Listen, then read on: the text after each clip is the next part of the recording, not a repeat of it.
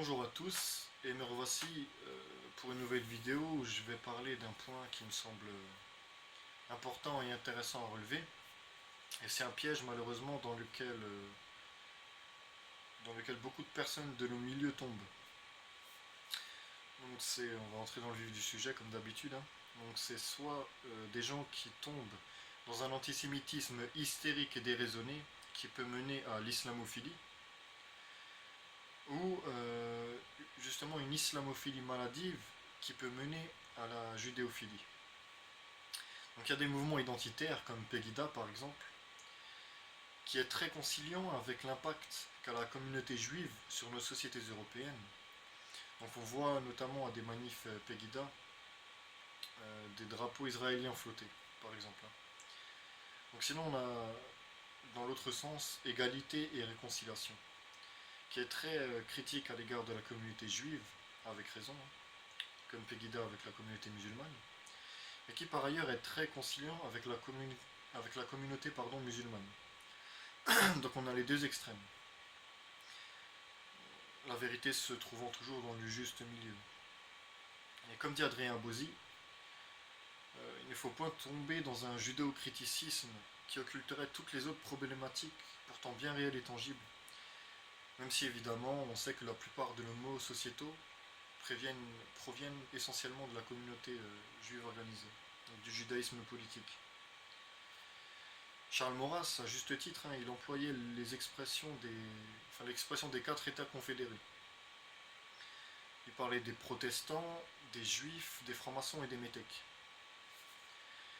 Donc c'est-à-dire que selon lui, il n'y avait pas une entité qui détruisait la France, mais plusieurs tentacules, ayant toutes certes un impact différent,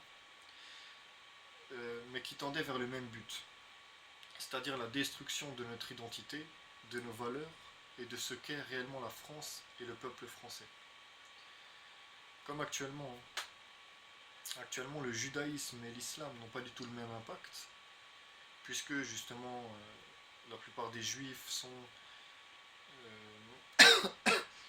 dans les hautes sphères, hein, c'est-à-dire le monde politique, le monde judiciaire, le monde bancaire, le monde médiatique, etc. Et que c'est vrai que les musulmans, on les voit beaucoup plus rarement dans ces milieux-là. Par contre, les deux, je fais une généralité évidemment, bien sûr qu'il y a des exceptions, mais les deux, inconsciemment ou non, tendent vers le même but, c'est-à-dire la destruction de notre identité monarchique et chrétienne. Vraiment la destruction de notre France. C'est le grand remplacement tant sur le plan spirituel que sur le plan racial et physique. Donc pour résister à cela, encore une fois, il faut se référer à la voie du juste milieu. Et toujours rechercher à se connaître soi-même à travers son histoire, et surtout à travers l'histoire de son pays. Un Français n'est français qu'en comprenant la profondeur et la réalité historique de notre beau pays. Oh pardon, je suis un peu malade.